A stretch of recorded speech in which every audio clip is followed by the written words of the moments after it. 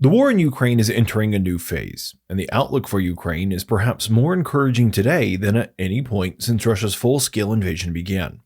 Strategies that have been years in the making are now maturing, and the results of patient progress over time are clearly starting to show. In fact, recently, a major tactical shift has begun to take place, one that may mark the beginning of the end of the war for Russia.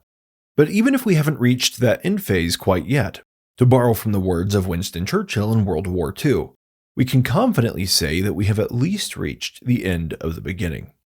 From the very start of Russia's full-scale invasion in 2022, Ukraine has always been very explicit, very clear, and even very public about what their strategy to ultimately defeat Russia is.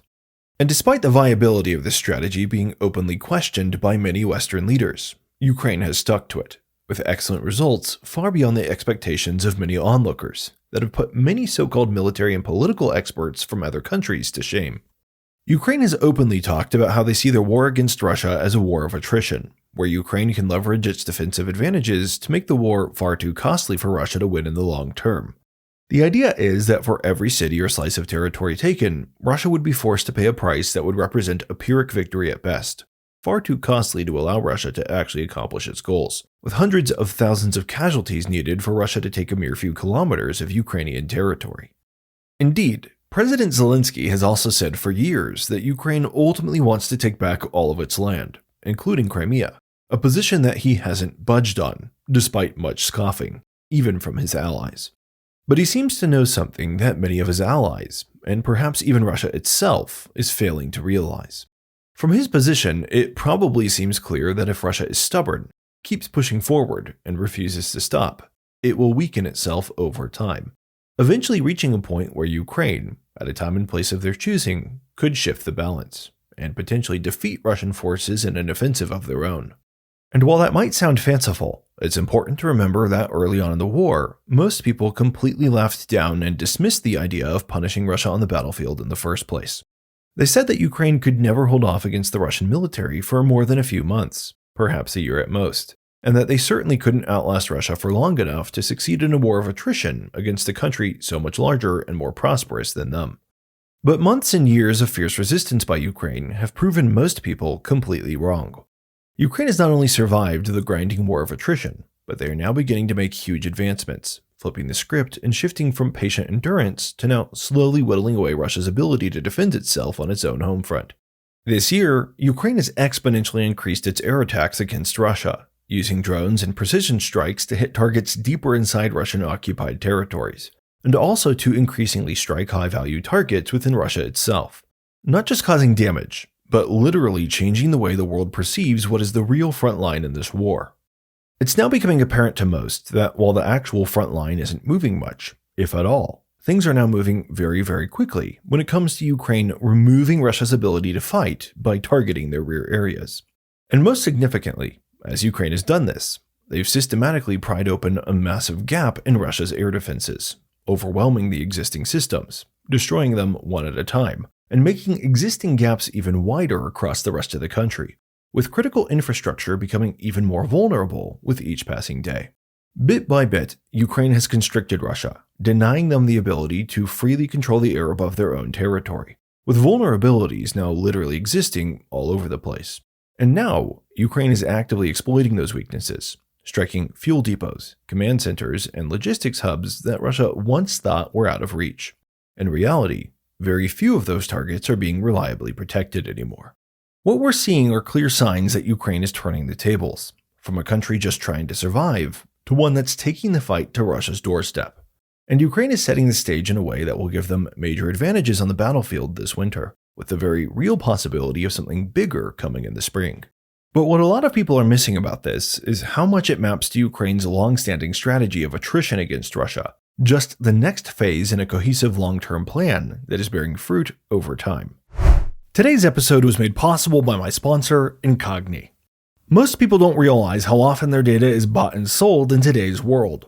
Our sensitive details are often treated like a commodity, and that's how many problems often start, like scams, identity theft, online stalking, harassment, data breaches, and so many more.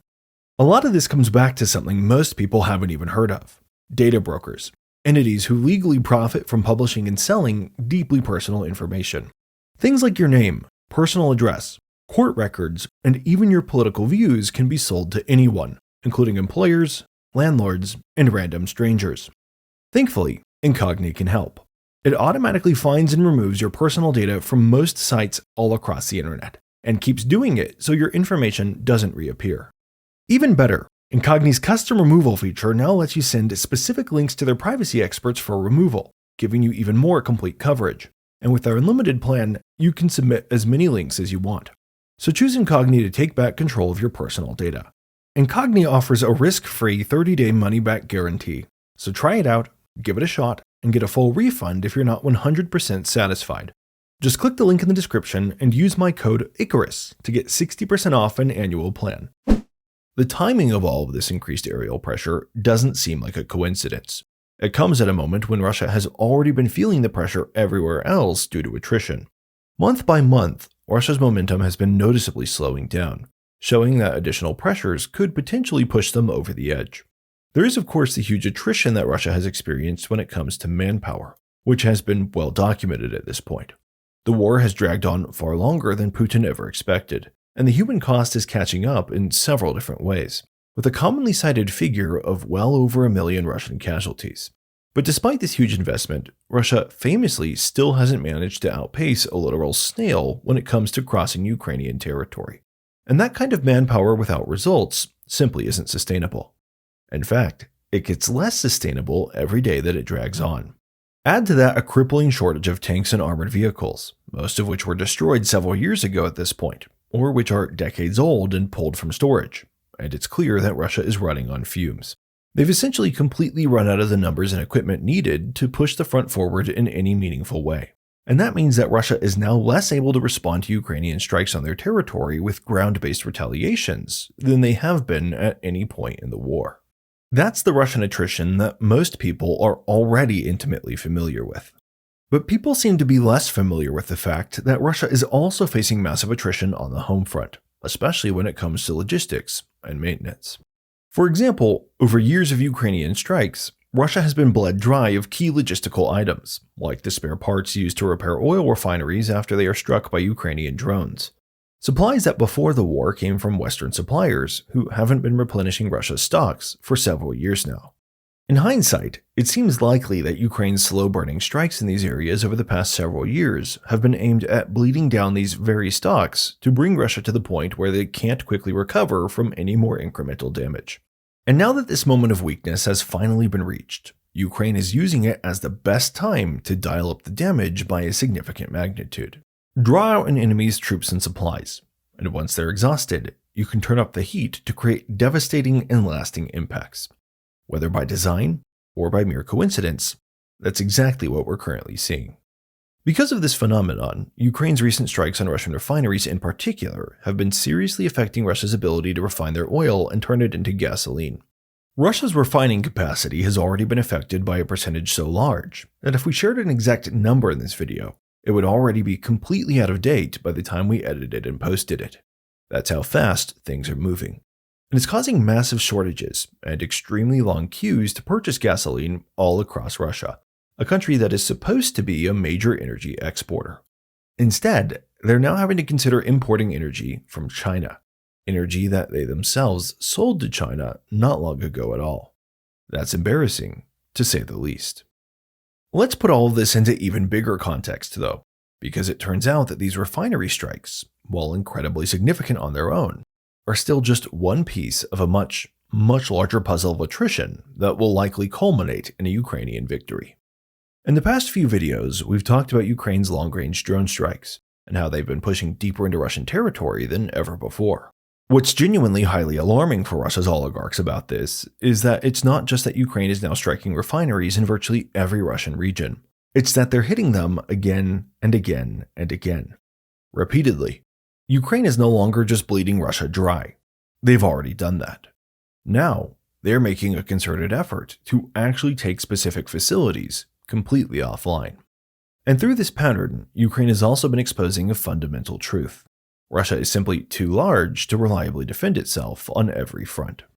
Russia cannot adequately defend their own territory, and there literally isn't enough air defense in existence in the entire world to remedy this problem. That's made worse when you realize that Ukraine's recent moves are the result of the gradual and now rapid attrition of Russian air defense systems. Things have been bad enough for Russia when it's just Ukrainian drones striking deep within their territory. But now, Ukraine has multiplied the pressure on this widening gap by introducing their new Flamingo cruise missiles into the mix. The Flamingo is a very long-range missile that moves faster than drones and is much harder to intercept. And it can also carry much larger warheads than the drones can carry, which obviously means it can cause a lot more destruction. This in turn unlocks whole new categories of targets that Ukraine can now hit, both in terms of distance, as well as in terms of ability to penetrate deeper with a larger payload. And this means that just the existence of these Flamingo missiles, even if they are not being used regularly just yet, is forcing Russia to change their air defense strategy, to prioritize air defenses around different high-priority targets, which are now vulnerable to being destroyed in a single strike. And remember, none of this is happening in isolation. Every move Ukraine makes connects to the bigger picture, and lately, there's been something incredibly important that few people have noticed when it comes to Russia's air defenses. The introduction of the Flamingo, combined with Ukraine's ramped-up long-range drone strikes, has caused a trend that can be tracked in some recent video footage and images released by the Ukrainian military. This footage shows new types of Ukrainian airstrikes against Russian air defense systems. These images don't show swarms of drones overwhelming a system, but rather single strikes reliably destroying air defense systems from the air. You might ask, how do you destroy an air defense system from the air? Doesn't it literally have one job? To prevent that sort of thing. And one way to do this is to force the air defense systems to go in a mode for transit while they are being relocated. While moving, these systems can't respond fast enough to incoming threats, and they essentially become sitting ducks. And now what we're starting to see is that a lot more of the air defense systems that Ukraine is destroying are Russian air defense systems that are on the road and on the move, presumably being relocated to other parts of Russia to defend against Ukraine's increased drone incursions and the potential for pressure from Flamingo missiles. Here, we start to see the real brilliance of what Ukraine is doing, where they are taking advantage of the chaos that they have created against Russia to exponentially ramp up their war of attrition, specifically against Russian air defense systems. What Ukraine is doing is creating the conditions within Russia where they feel forced to relocate air defenses from one spot to another around critical targets. And then Ukraine is taking advantage of that very act of moving to eliminate air defense systems that they may otherwise have struggled to hit. The movement and reconcentration of systems alone would already leave large swaths of the country more exposed, but it's also whittling down Russia's limited systems as a whole. And in this we see that when it comes to Russian air defenses, Ukraine is using the same strategy of attrition that they have used to wear down the rest of the Russian military.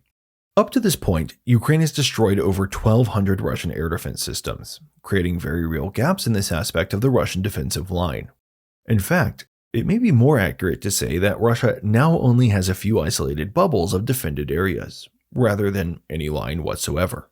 But with this recent campaign, many more gaps will now be appearing in Russian air defenses on top of this. And it really is causing an exponential impact, where Russia has less and less air defenses to defend more and more targets. Because with each air defense system that gets taken offline, it becomes easier for Ukraine to sneak through the gaps and to destroy each additional air defense system. And as they continue to do this, it causes a domino effect, where very soon, Russia will not be able to defend their own skies. Most people are aware of the phrase, getting your foot in the door. The idea is that if there is a door that's closing shut, if you can just get your foot in and keep even a small gap open, you can then much more easily push that gap open wider. The wider this gap is made, the easier it is to walk through it. That is exactly what is happening to Russian air defense systems right now. Ukraine very much has their foot in the door. They have a wedge that took them a long time to create, years to develop, as they slowly ground down Russian air defense systems. But now that gap is getting wide enough to start to walk through, and it's widening at a faster rate every single day. That is going to be a very big deal when it comes to how this war ultimately plays out. Now the real kicker here, which makes this such a big deal, is that Russian air defense systems cannot be replaced quickly. For example, an S-400 air defense system in peacetime conditions can take somewhere between 12 and 18 months to train all the units who are responsible for running that and to actually get it deployed. And that means that as Ukraine makes these strikes, they are making semi-permanent changes on the battlefield each time. Every time Ukraine destroys one S-400, it sets Russia back by 12 to 18 months to replace it. And while that S-400 is offline, Ukraine is taking out more air defense systems in the process. Again, despite the fact that few people are willing to acknowledge it, Ukraine is playing the long game in this war. As they continue to do this, it is somewhat inevitable that Russia will eventually lose their ability to wage war on the Ukrainian front lines. Russia will run out of the ability to deliver troops and supplies to the front, especially as Ukraine removes Russian air defenses from across Russia, which enables them to more easily strike factories and logistics hubs. As this happens, Russia will no longer be able to support their soldiers on the front, and that makes it exceedingly more likely that the longer the war goes, Ukraine will eventually be able to create and exploit gaps in the Russian front line. This will happen directly, as ill-equipped troops simply can't fight back as well as, equipped troops. But it will also happen indirectly, as troops not being adequately supported by their government will be more likely to surrender or turncoat, especially if they're only there for large paychecks, which is indeed the case for most Russian soldiers at this point in the war. This is a very realistic win condition that Ukraine has been openly creating since the start of the war, and the strategy is even more brilliant than it might appear on the surface. Ukraine recognizes what Russia ultimately is, an empire that is controlled by Putin, by Moscow, but that gets all of its power, soldiers, and resources from the surrounding territories. And Ukraine recognizes that, very soon, Russia will not have enough air defenses to protect a significant portion of their empire. As they run lower on air defense, they are going to be more inclined to focus on protecting the heart of the empire, Moscow and its direct surroundings. And soon there will be a strong focus on protecting the important figureheads within Russia's government, something that can't be done without leaving the outer territories vulnerable.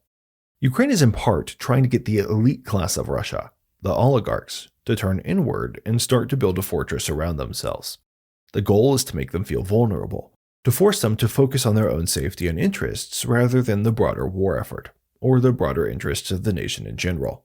In doing so, Ukraine is trying to strip away the facade of unity that Putin has worked so hard to project. The elites in Russia will inevitably do this because that is how their psychology has been proven to work, something that we've seen in every other way they've conducted the war. But as they do this, the people outside of these central regions are going to feel more and more that they've been abandoned. They're going to become more and more aware that they're the ones suffering the costs of a war they didn't start, and they're not reaping any benefits from it. In fact, many more people in Russia are already beginning to view this war as a lost cause. But now as the people living in these regions begin to suffer more and more, for example, due to gasoline shortages caused by increased Ukrainian pressure, they will be more willing to actively work against the government that isn't doing anything to help them, or at least to stop actively supporting that government. And in this way, Ukraine is going to make it harder for Russia to find more volunteers and more resources for their war. Ukraine seems to deeply understand the psychology that drives people like Vladimir Putin, which is of course inherently selfish. People like Putin don't really care about their people, but they care very deeply about themselves. And whenever they are faced with a choice between protecting their people or protecting themselves, they're always going to choose to protect themselves. And in this way, Ukraine is also going to be using Russia's large size against it. The fact that a lot of Russian factories and a lot of Russian logistics hubs are distributed throughout such a massive country and a whole lot of different areas is going to work against Russia. Over time, these will be very vulnerable, and Ukraine will progressively be able to take these facilities out. We've already seen Ukraine doing this. It is only going to get worse over time. Ukraine's destruction of Russian air defenses is strategic. Every system taken offline is a lasting change to the battlefield that Russia simply cannot reverse quickly. And with each strike, Ukraine is eroding not just Russia's military strength, but its ability to project power, both abroad and at home. What we're seeing now is a shift in momentum that may define the rest of this war. Ukraine has proven that persistence, precision, and innovation can overcome even a much larger enemy. As Russia runs out of air defenses, out of manpower, and out of heavy equipment, it's slowly losing the one thing it can't afford to lose: time. Ukraine's strategy was never about one big breakthrough or encirclement. It was about forcing Russia into a slow-motion collapse. One strike, one loss, one failure at a time. And now, that strategy is visibly paying off. If Ukraine continues on this path, the war won't end with a dramatic explosion. It'll end with the quiet, inevitable realization that Russia simply isn't capable of waging war anymore. And that, more than anything else, will be Ukraine's greatest victory. Because when that day comes, it won't just mark the end of this war. It may mark the end of an era in Russia. Thank you for watching. If you found this breakdown useful, please take a second to like the video. It truly helps the channel out a lot. And if you like in-depth coverage and analysis of the war in Ukraine, consider subscribing. It's completely free, and your support is what keeps this channel going.